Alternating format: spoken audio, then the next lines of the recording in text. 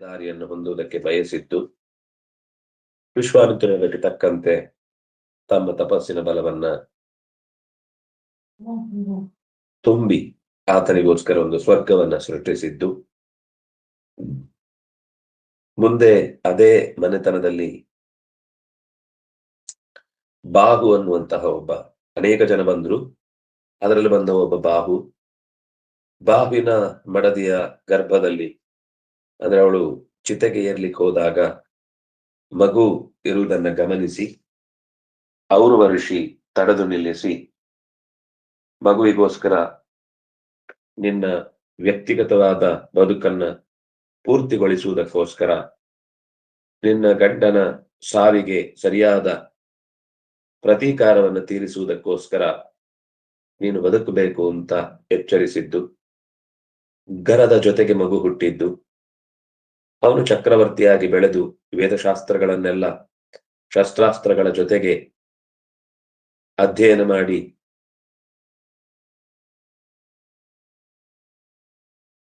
ಔರ್ವರಿಂದ ಅತ್ಯಂತ ವಿಶಿಷ್ಟವಾದ ವ್ಯಕ್ತಿತ್ವವನ್ನ ಪಡೆದದ್ದು. ತಾಯಿ ಹತ್ರ ಯಾಕೆ ನಾವು ಯಾವಾಗ್ಲೂ ಹೀಗೆ ಇರ್ತೇವೆ, ನಮಗೆ ಯಾಕೆ ಅಪ್ಪ ಇಲ್ಲ ಅಂತ ಮತ್ತೆ ಮತ್ತೆ ಮಗು ಕೇಳ್ತಾ ಇದ್ದಿದ್ದು. ಉತ್ಪನ್ನ ಬುದ್ಧಿ, ಯಾವಾಗ ಅವನಿಗೆ ಬುದ್ಧಿ ಬಂತೋ ಆಗ ಹೈಹಯ ಮತ್ತು ತಾಲಜಂಘರ ಆವೇಶದ ಯುದ್ಧ, ದುರಾಡಳಿತದ ಪ್ರಕ್ರಿಯೆಯನ್ನ ತಿಳಿಸಿದ್ದು. ಆಗ ಆ ಹುಡುಗ ತಾನು ಹಠ ಮಾಡಿ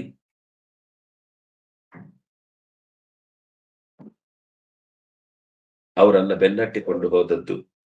ಆಗ ಶಕ, ಯವನರು, ಕಾಂಬೋಜರು, ಪಾರದರು, ಪಕ್ಲವರು ಇವರೆಲ್ಲ ಪೆಟ್ಟು ತಿಂದು ವಸಿಷ್ಠರಲ್ಲಿ ಶರಣು ಬಂದದ್ದು. ಆಗ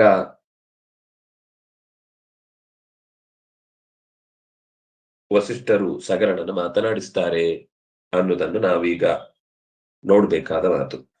ಪ್ರಾಯಶಃ ಹೈಹಯ ತಾಲಜಂಘಾನ್ ಜಘಾನ, ಹೆಚ್ಚು ಕಮ್ಮಿ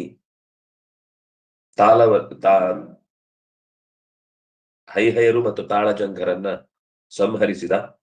ಶಕ, ಯವನ, ಕಾಂಬೋಜ, ಪಾರದ, ಪಕ್ಲವಾಹ ಹನ್ಯಮಾನಾಹ ತತ್ಕುಲಗುರುಂ ವಸಿಷ್ಠಂ ಶರಣಂ ಜಗ್ಮುಹು. ಇವರೆಲ್ಲ ಇಷ್ಟು ಜನ, ಶಕರು, ಯವನರು, ಕಾಂಬೋಜರು, ಪಾರದರು, ಪಕ್ಲವರು, ಇವರೆಲ್ಲರೂ ಕೂಡ ಪೆಟ್ಟು ತಿಂದು ಸಗರನ ಕುಲಗುರುಗಳಾದಂತಹ ವಸಿಷ್ಠರ ಅಲ್ಲಿಗೆ ಬಂದು ಓಡಿ ಬಂದು ಶರಣಾಗ್ತಾರೆ, ದಯವಿಟ್ಟು ನಮ್ಮನ್ನು ಕಾಪಾಡಿ ಅಂತ. ಅಥೈನಾನ್ ವಸಿಷ್ಠ ಜೀವಮೃತಕಾನ್ ಕೃತ್ವ ಸಗರಂ ಆಹ. ವಸಿಷ್ಠರು ಅವರು ಬದುಕಿದ್ರು ಸತ್ತವರಂತೆ ಇರುವುದನ್ನ ಕಂಡು ಸಗರನನ್ನ ಕುರಿತು ಹೀಗೆ ಹೇಳ್ತಾರೆ. ಸಗರಂ ಆಹ, ವತ್ಸ ಅಲಂ ಏದಿಹಿ ಜೀವನ್ ಮೃತಕೈಹಿ ಅನುಸೃತೈಹಿ. ಸಾಕು, ಇವರ ಬೆನ್ನು ಹಿಡಿದ ಬೇತಾಳನಾಗ್ಬೇಡ, ಬಿಟ್ಬಿಡಿ ಇವರನ್ನ. ಅಲಂ ಏಭಿಹಿ ಜೀವನ್ ಮೃತಕೈಹಿ, ಇವರು ಸತ್ತು ಬದುಕ್ತಾ ಇದ್ದಾರಷ್ಟೇ, ಇವರಿಂದ ಮುಂದೆ ಏನು ಸಾಧ್ಯ ಇಲ್ಲ. ಇವರ ಬೆನ್ನು ಹಿಡಿದು ಇವರನ್ನ ಬೇಟೆ ಆಡ್ಬೇಡ, ಸಾಕು, ನಮಗೆ ಬೇಕಾದಷ್ಟು ಒಳ್ಳೆ ಕೆಲಸ ಮಾಡ್ಕೊಳ್ಳಿಕ್ಕಿದೆ. ಏತೇಚ ಮಯೈವ ತತ್ ಪರಿಪಾಲನಾಯ ನಿಜ ಧರ್ಮ ದ್ವಿಜ ಸಂಘ ಪರಿತ್ಯಾಗಂ ಕಾರಿತಾ. ನಿನ್ನ ಪ್ರತಿಜ್ಞೆಯನ್ನು ಪೂರ್ಣ ಮಾಡುವುದಕ್ಕೋಸ್ಕರ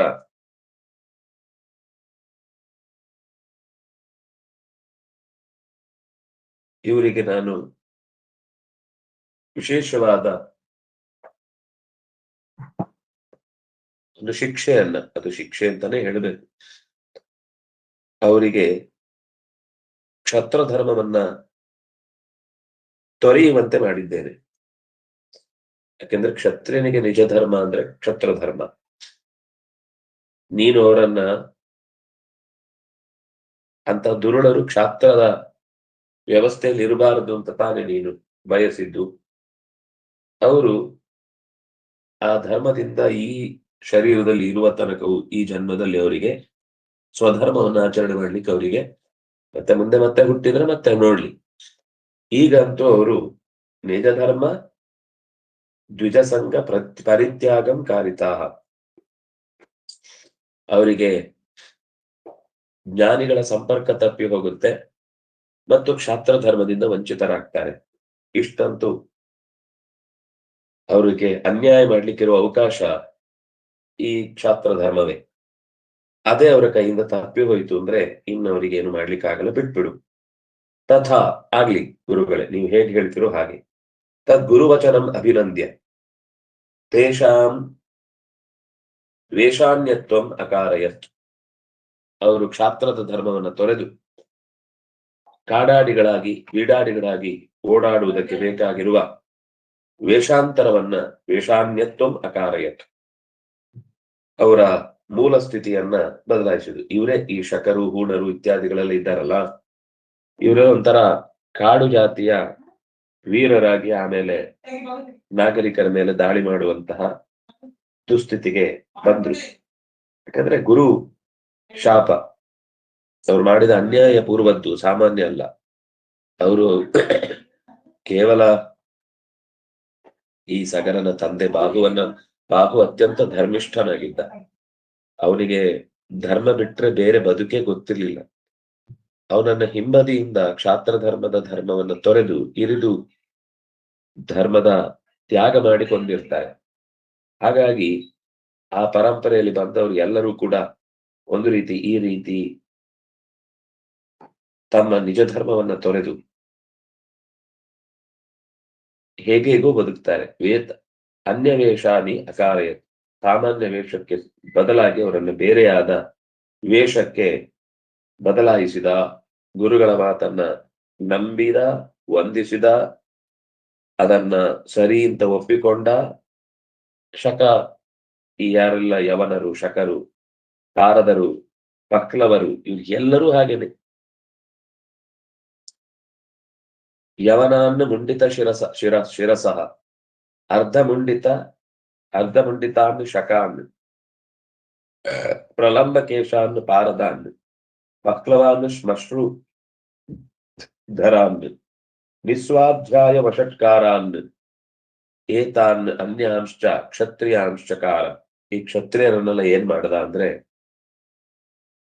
ಈ ಯವನರ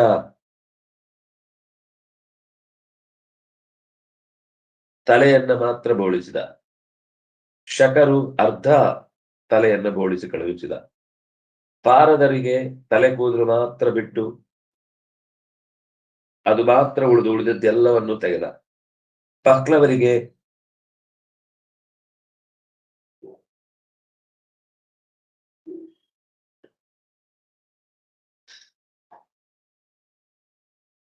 ಶ್ಮಶ್ರು ಮೀಸೆ ತೆಗೆದು ಗಡ್ಡ ಮಾತ್ರ ಉಳಿಸುವಂತೆ ಮಾಡಿದ.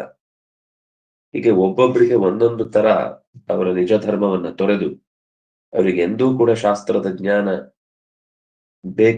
ಬೇಕಿರುವ ಸಂದರ್ಭ ಬಂದ್ರೆ ಗುರುಗಳ ಸಮೀಪಕ್ಕೆ ಹೋಗ್ಲಿಕ್ಕಿಲ್ಲ. ಸ್ವಾಧ್ಯಾಯ ವಷಟ್ಕಾರಗಳ ಸಂಬಂಧವನ್ನೇ ಕಳಚಿ ಬಹಿಷ್ಕಾರ ಹಾಕಿದ. ಯಾಕಂದ್ರೆ ಅವರು ಅದರಿಂದಲೇ ದುರ್ವ್ಯಾಪಾರ ಮಾಡ್ತಿದ್ರು. ನಮ್ಗೆ ಇಲ್ಲಿಂದ ಕೂತು ಇದೆಲ್ಲ ತಪ್ಪಲ್ವಾ ಅಂತ ತಲೆಯಲ್ಲಿ ಹೊಳಿತಾ ಇರ್ಬೋದು. ಆದ್ರೆ ಇದನ್ನು ಒಂದು ಉಲ್ಲೇಖ ಮಾಡ್ತಾ ಇದ್ದಾರೆ. ವ್ಯಾಸರಿಗೆ ಅದು ಗೊತ್ತಿಲ್ಲದೆ ಅನ್ಯಾಯ ಮಾಡಿದ್ರೆ ಅನ್ಯಾಯ ಅಂತಾನೆ ಬರೀತಾರೆ. ಅವರಿಗೆ ಅದರಲ್ಲಿ ಅರ್ಧ ಮುಚ್ಚಿಟ್ಟು ಅರ್ಧ ತೆರೆದಿಡುವ ಅವಶ್ಯಕತೆ ಏನಿಲ್ಲ. ಓದೋರಿಗೆ ತಾಕತ್ತಿದ್ರೆ ಅವ್ರು ಎಲ್ಲವನ್ನು ಬಿಡಿಸಿಟ್ಟಿರ್ತಾರೆ. ನಾವು ನಮ್ಮ ಒಂದು ಕಡೆ ಆಗ್ರಹವನ್ನು ಇಟ್ಕೊಂಡು ಯೋಚನೆ ಮಾಡಿದ್ರೆ ಆವಾಗ ಇದೆಲ್ಲ ನಮಗೆ ಏನಿದು ಹೀಗೆಲ್ಲ ಮಾಡುದು ಸರಿನೋ, ಅವ್ರು ಮಾಡಿದ್ರು ಸರಿ, ಮುಂದಿನವ್ರಿಗೆ ಯಾಕೆ ಹಾಗೆ ಅಂತೆಲ್ಲ ನಮ್ದೊಂದು ದೊಡ್ಡ ಪ್ರಶ್ನೆ ಇರುತ್ತೆ. ಈ ಪ್ರಶ್ನೆಗೆ ಕಾಲವೇ ಉತ್ತರ ಕೊಡ್ಬೇಕಷ್ಟೆ. ಯವನರನ್ನ ಮುಂಡಿತ ಶಿರಹ ಅರ್ಧ ಮುಂಡಿತಾನ್ ಶಕಾನ್ ಪ್ರಲಂಬ ಕೇಶಾನ್ ಪಾರದಾನ್, ಈ ರೀತಿ ಅವರ ನಿಜ ಸ್ವರೂಪದಿಂದ ಮರೆಮಾಚುವಂತೆ ಅವರನ್ನ ಶರೀರದಿಂದ ಬದಲಾಯಿಸಿದ. ಅವರಿಗೆ ಅದರಿಂದ ತುಂಬಾ ತೊಂದರೆ ಆಯ್ತು. ಪೇಜ್ ನಂಬರ್ ಇದು ಇಷ್ಟು ಪದ್ಯ ಸಿಗ್ಲಿಲ್ವಾ? 46 ಯಾಕೆ ಮೊದ್ಲು ಸರಿ ಇತ್ತಲ್ವಾ?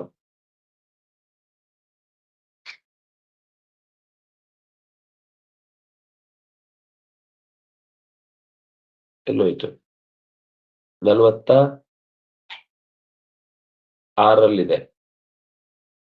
47 ಆಯ್ತು. ಎಲ್ಲೋದ್ರು? ಹೋಗಿ ಕರೀತಿ ಯಾಕೆ ತೆಗ್ದ್ರು? ಹಾ ಅದೇ ಅದೇ.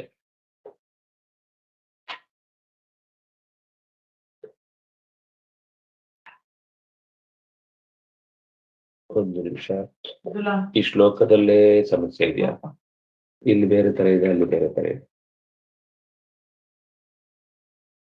3ನೇ ಅಧ್ಯಾಯ ನೋಡ್ತಾ ಇದ್ದೀರಾ?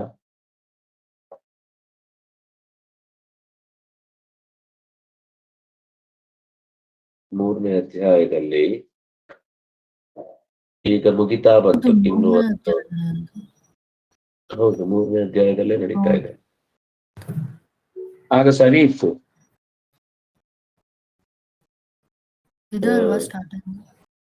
ಹೌದು, ಅಲ್ಲ ಇನ್ನು ಹಿಂದೆ ತೃತೀಯೋಧ್ಯಾಯ ಅಂತ ಹಿಂದೋಗಿದ್ದಾನೆ ಅದು. ಅಲ್ಲೇ ಇತ್ತದು. ಹೋಯ್ತು. ನಿಮ್ ನಂಬರ್ ಗೊತ್ತಾಗಲ್ವಾ ಅಲ್ಲಿ? ಅಲ್ಲೇ ನೋಡು, 46 40ರಲ್ಲಿ ನಿಂತಿತ್ತು. 46 ಬರಬೇಕು.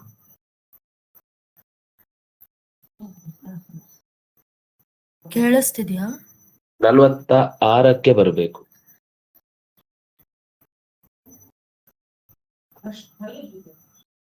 ಇನ್ನು ಮುಂದೆ ಹೋಗ್ಬೇಕು. ಕೇಳಿಸ್ತಿದ್ಯಾ? ಕೇಳಿಸ್ತಿದ್ಯಾ?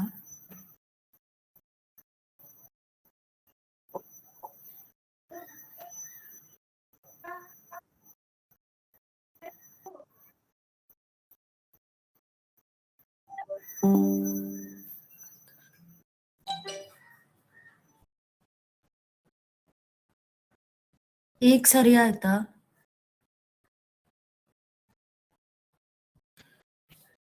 ಉಳಿದವ್ರಿಗೆ ಕೇಳಿಸ್ತೀಯಾ? ಸರಿ. ಸರಿ. ಯವನರು ಮತ್ತು ಶಕರು, ಪಾರದರು, ಪಕ್ಲವರು ಇವರೆಲ್ಲರನ್ನು ಕೂಡ ಅವರ ನಿಜ ಧರ್ಮದಿಂದ ಚ್ಯುತಗೊಳಿಸಿ ಸ್ವಾಧ್ಯಾಯ ಮತ್ತು ವಷಟ್ಕಾರಗಳಿಂದ ಅವರನ್ನ ದೂರೀಕರಿಸಿ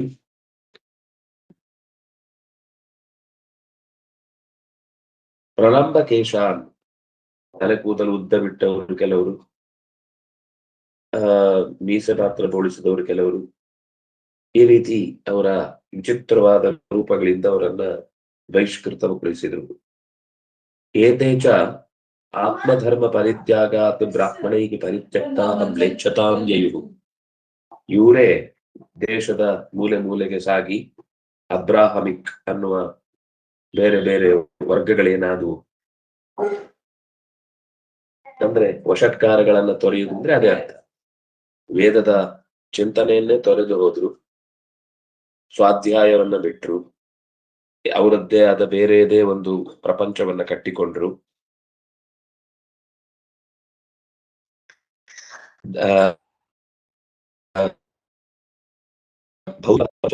ಗಮನ ಕೊಟ್ರು. ಆ ಮೂಲಕ ಮ್ಲೇಚ್ಛರು ಅಂದ್ರೆ ಉಚ್ಚಾರಣೆಯಲ್ಲಿ ದೋಷಯುಕ್ತವಾದ ವ್ಯಕ್ತಿತ್ವ ಉಳ್ಳವರು ಅಂತ ಅರ್ಥ. ಅದೆಲ್ಲರೂ ಈಗ ಸ್ವಚ್ಛವಾದ ಉಚ್ಚಾರಣೆ ಇಲ್ಲದ ಎಲ್ಲಾ ವರ್ಗವನ್ನು ಕೂಡ ಸಂಸ್ಕೃತವನ್ನ ಸರಿಯಾಗಿ ಉಚ್ಚಾರಣೆ ಮಾಡ್ಲಿಕ್ಕೆ ಬಂತು ಅಂದ್ರೆ ಅದು ಮೂಲ ಸ್ಥಿತಿ. ಅಂದ್ರೆ ಅವರಿಗೆ ಇನ್ನು ಸಂಪರ್ಕ ಇದೆ ಅಂತ ಅರ್ಥ, ವೇದದ ಸಂಪರ್ಕ ಇದೆ ಅಂತ ಅರ್ಥ. ಅದು ಹೋಯ್ತು ಅಂದ್ರೆ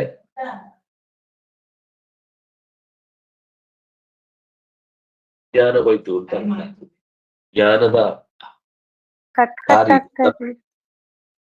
ಜ್ಞಾನದ ದಾರಿ ತಪ್ಪಿತು ಅಂತ ಅರ್ಥ.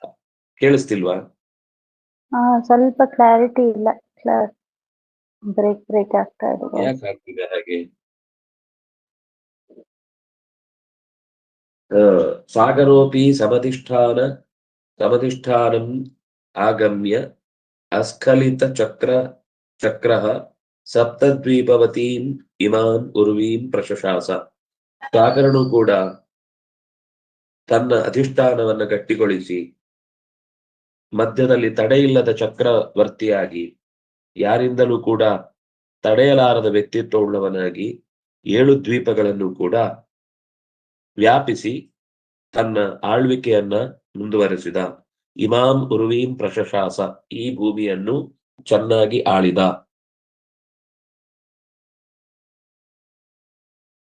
ಆದ್ರಿಂದ ವೇದದ ಜ್ಞಾನ ಹ್ರಾಸ ಆಗುವುದ ಕಾರಣ ಅವ್ರು ಮಾಡಿದ ತಪ್ಪು.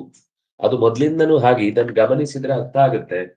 ಆಮೇಲೆ ಬಂದಂತಹ ನಮ್ಮ ದೇಶದ ಮೇಲೆ ದಾಳಿ ಮಾಡಿದಂತಹ ಪ್ರತಿಯೊಬ್ರು ವ್ಯಾಪಾರದ ಹೆಸರು ಹೇಳಿ ಬಂದವರು ಕೂಡ ಹಾಗೆ, ಶಿಕ್ಷಣದ ಹೆಸರು ಹೇಳಿ ಬಂದವರು ಹಾಗೆ, ಹಿಂದಿನಿಂದ ಕತ್ತು ಕೊಯ್ಯುವ ಓದೇ ಇಲ್ಲ ಅನ್ನೋದು ಶುರುವಾದದ್ದು ಬಾಹುವಿನ ಯುದ್ಧದ ಕಾಲದಲ್ಲೇ. ಅವರೇ ಈಗ ಇರುವ ಬೇರೆ ಬೇರೆ ವರ್ಗದ ಮಂದಿ ಅಂತ ನಮ್ಗೆ ಅರ್ಥ ಆಗತ್ತೆ. ಅಂಥವ್ರು ಇಲ್ಲಿ ಬಂದಾಗ ಅವರಿಗೆ ಆಶ್ರಯವನ್ನು ಕೊಟ್ಟರು ಕೂಡ ಇಲ್ಲಿಯವರಿಗೇನೆ ಅವರು ಹಾನಿ ಮಾಡಿದ್ರು ಅನ್ನೋ ಕಾರಣಕ್ಕೆ ಸಗರ ಅವರನ್ನು ಇಲ್ಲಿಂದ ದೂರ ಮಾಡಿದ್ದ.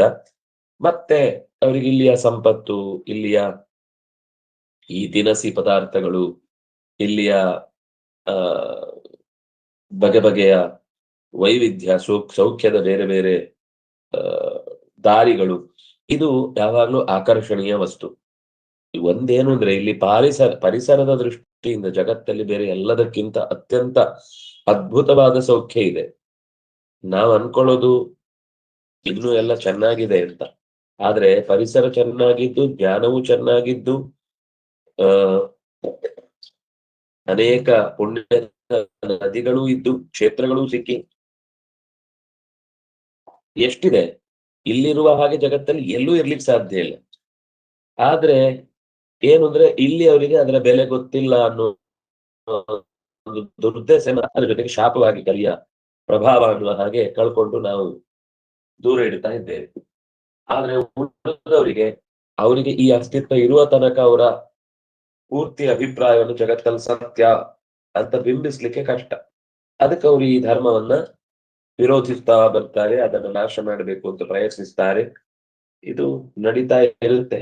ಒಬ್ಬಿಗೋ ಒಂದು ದಿವಸಕ್ಕೆ ಮುಗಿಯುವಂತದ್ದಲ್ಲ, ನಿರಂತರ ಈ ಪ್ರಯಾಣ ಸಾಗ್ತಾ ಇರುತ್ತೆ. ಅದು ಸಗರ ಮಧ್ಯದಲ್ಲಿ ಒಮ್ಮೆ ನಿಗ್ರಹ ಮಾಡಿದ್ದ. ಆ ಸಗರನ ಆವಿರ್ಭಾವ ಮಾಂಧಾತಾನ ವಶೋಂಬರೀಷ ಸಗರವು.